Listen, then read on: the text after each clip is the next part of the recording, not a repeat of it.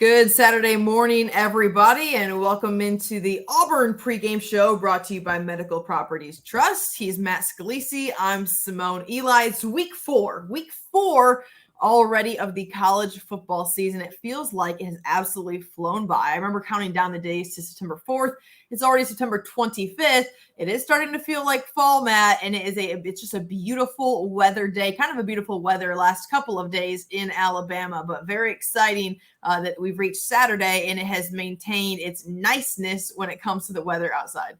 You know, I will say this about the Auburn fan base. They have a fantastic sweater game as a fan base. I think the orange and blue fall wardrobe is always very impressive when you go to the Plains on the tailgate scene. I'm sure they're all trotting out their best stuff for homecoming today. Yep. The tailgate scene is going to be awesome. It's going to be so comfortable to be out there pre-game, post-game when you're done watching everybody else lose around the country.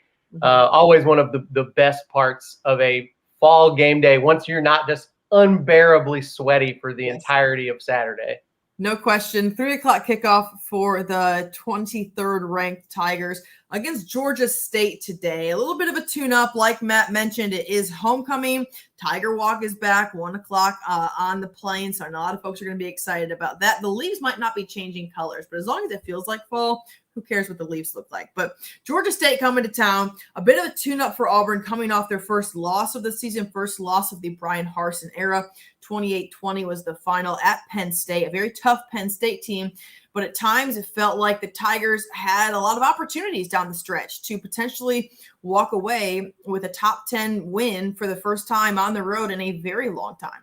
Yeah, and I think that's kind of – I've seen some back and forth this week. We've done a couple of shows on this channel about kind of the fallout from this game. And it's been interesting to me to see and hear the Auburn fan reaction to that loss. I mean, obviously we know they're an SEC fan base. They hate losing. Everybody gets mad / upset / looking for somebody to blame. And there's been some degree of that. But I really think for the most part, I've also been hearing a lot from Auburn fans about how they really do feel like losses go, there was a lot to be encouraged about. The team didn't look like they got steamrolled. They didn't look like they couldn't compete with a top 10 program on the road. That's encouraging to see. They didn't quit. There was no morale failure on Auburn's part in this game. They really did continue competing in this game until the very end of the game. Yeah. You know, and even though there were some mistakes that I think they'd like to have back and that ultimately could have sort of lost them the opportunity to win this game, I also think they made a lot of plays. I mean, this was an offense that I think did a lot of things really well against a very tough Penn State defense that, frankly, we're at this point, Penn State is a team that we're probably very seriously talking about as a playoff contender in the Big Ten. Auburn was right there with them. They were finding ways to score on this really great defense. Ultimately, I think Auburn's defense and their secondary in particular were a little bit of a letdown after we saw them play pretty much flawless football to start the season. But we also, again, we know that they're capable of making plays. We know there's great athletes on that defense. So I think there are, even though nobody likes to lose, I think there were some reasons to be encouraged about how Auburn lost the game, if that makes sense. Yeah, no, it does make sense. And, you know, Auburn so far, 4 games. This will be their 4th game of the season. Obviously, week 4, the Tigers 2-1 with that one loss, 2 blowout wins. Right now, currently leading the country in points per game at 58 points, which is impressive. Obviously, a lot of those points came from 2 blowout wins, but it goes to show that this offense can put points on the board behind guys like Tank Bigsby. You said a minute ago, Matt, that there was a lot to be encouraged about. This Auburn rushing attack is one of those. We have seen in the past that when Auburn can run the ball, they can be a national championship caliber type of program. It helps so much in the SEC to be able to do some damage on the ground. Tank Bigsby, 23 carries for 102 yards, 2 touchdowns. I think a lot of folks would have loved to see that 4th and goal play go with Tank Bigsby or Jarquez Hunter, a young guy who's been great for the Tigers as well throughout this season. But talk about encouragement. Matt, that's a place where Auburn fans are licking their chops. They're thrilled to see Auburn be able to run the ball in the way that they have. Absolutely, and to have depth at that position too, so you're not totally reliant on just Tank Bigsby to the point where maybe you have to ask a lot from him and he gets worn out over the course of the season. This is a deep stable of running backs, even behind Hunter. I mean, I think at this point now you've got a lot of people excited to see Sean Shivers come back into the fold, who's been out for a couple of weeks with illness issues, but he'll be back out there today as far as we expect. And that's another name that we know can really bring a lot to the table for this Auburn offense on the ground. I think it's exciting to see those three guys playing well. But on top of that, I think probably the most encouraging thing about Auburn's rushing offense so far is the way the offensive line has led the way on it. This is not an offensive line that I think a lot of people had high expectations for. This is not a group that did a lot of great things last year. And you know, if you pay attention to recruiting rankings, it's not a group that's loaded with future NFL talent, but they have played really well so far this season. They really played well last week against Penn State too. Whatever your issues might have been with Auburn's offensive game plan against Penn State, the offensive line pretty much did their job. They kept Bo relatively comfortable and in good positions during the game, and when they were on the aggressive, and when they were leaning into the defense in that run game, the offensive line looked really good. So I think that part is as encouraging as anything we've seen from Auburn this year. And Matt, in my opinion, credit Brian Harsin with that. I cannot tell you how many press conferences that Brian Harsin can talk. And sometimes you are like sitting there listening to the guy, like he's talking so much football that's such a higher level than people's understanding. But what you could understand is that he was very frustrated with this offense and trying to figure out the pieces of this puzzle, a 5-guy rotation that he was comfortable with. And he really put it to this offensive line and said, all right, I'm going to challenge you guys to step up. I'm going to challenge this offensive line to make plays, to protect our quarterback and to get this run game going. And they have stepped up to the challenge. I think that says a lot about what he is able to do with this program early on in his tenure at Auburn. Now, one thing that he did talk about this past week was explosive plays, wanting to see some bigger things in the passing game. He straight up said it was not good enough. He said Bo Nix was not good enough. But here's what Harsin had to say when it comes to explosive plays and kind of what his expectation level is moving forward. You got to have more explosives than we had in this game. You can run the ball. You got to have some explosive plays. You can put 12, 13 play drives together, but you want to try to create some momentum. And it doesn't always have to be just a play down the field. It can also be, an even shorter throw that somebody's able to take and make something out of it. So he's looking for explosive plays, and that not only when it comes to against, he doesn't want to just see that against teams like the first two, Akron against Georgia State. He wants to see this in the long term when it comes to down the road in the SEC. I read a stat earlier this week, Matt, that Auburn has the most difficult remaining schedule in college football.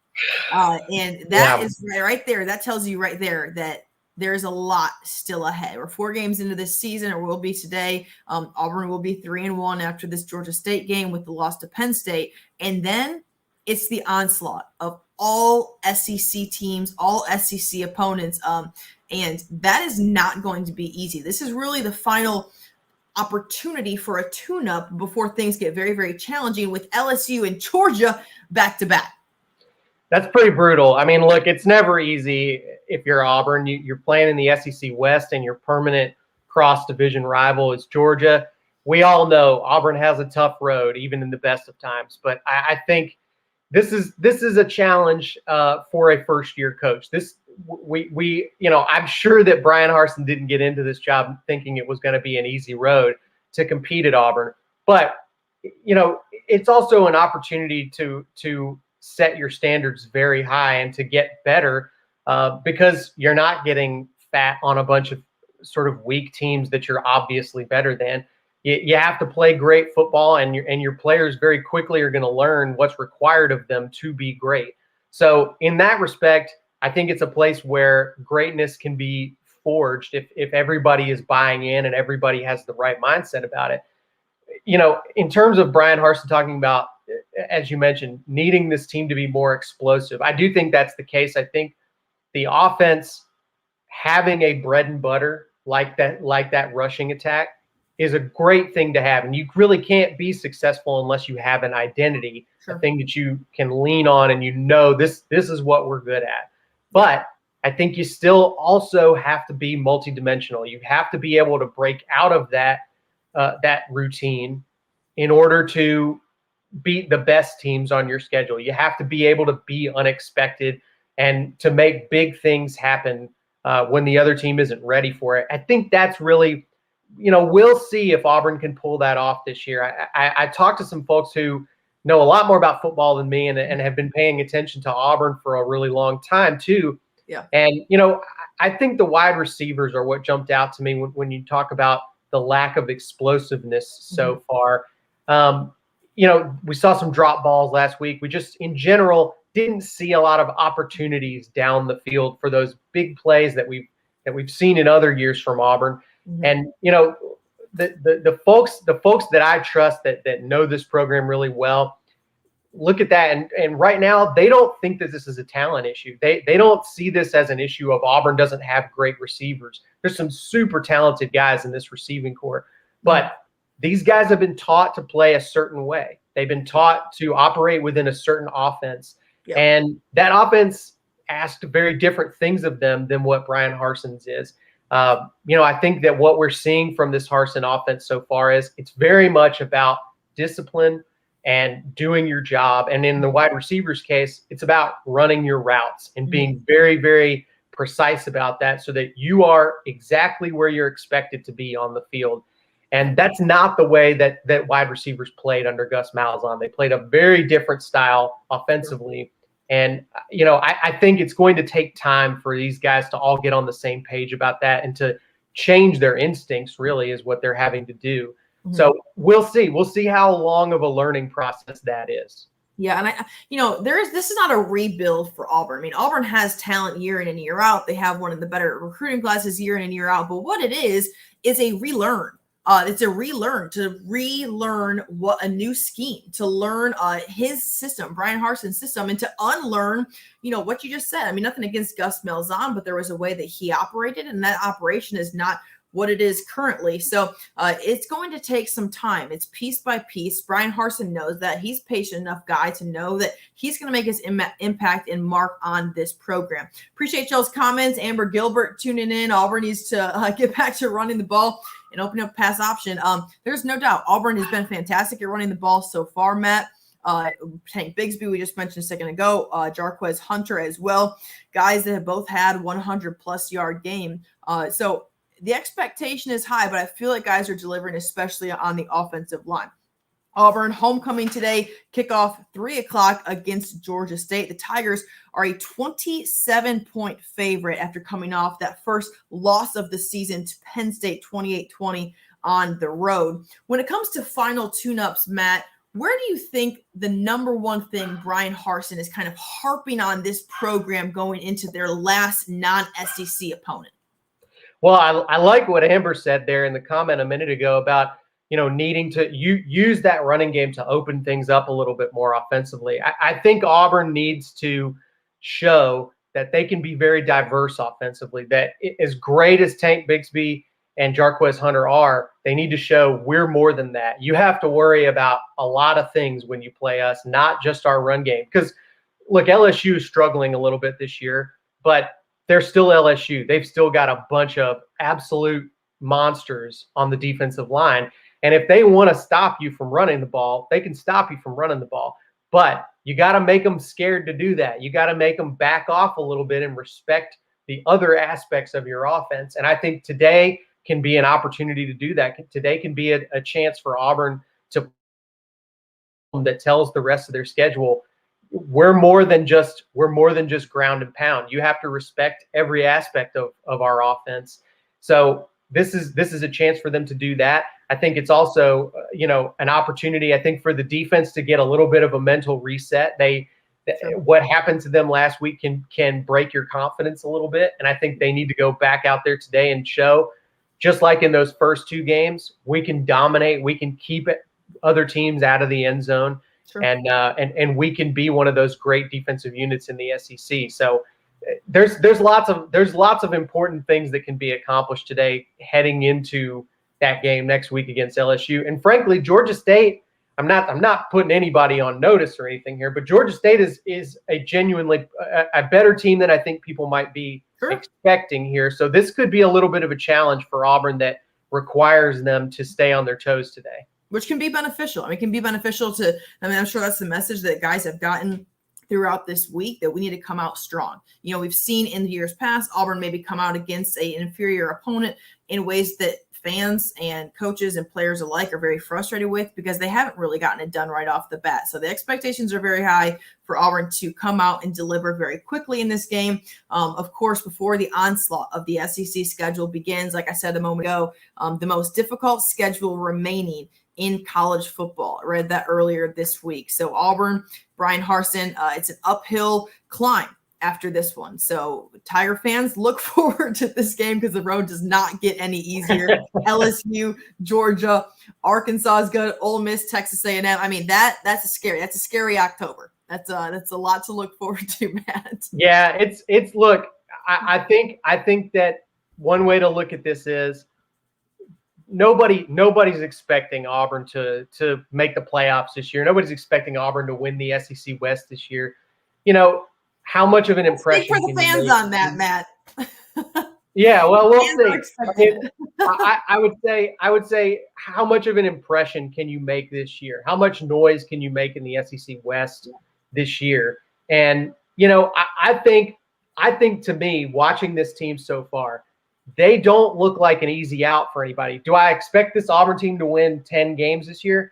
That'll be really tough to do. But I also don't think that anybody in the SEC is going to have a fun time playing this Auburn team. I think they're going to be a really tough out for a bunch of teams that are probably expected to do better than them and expected to beat them.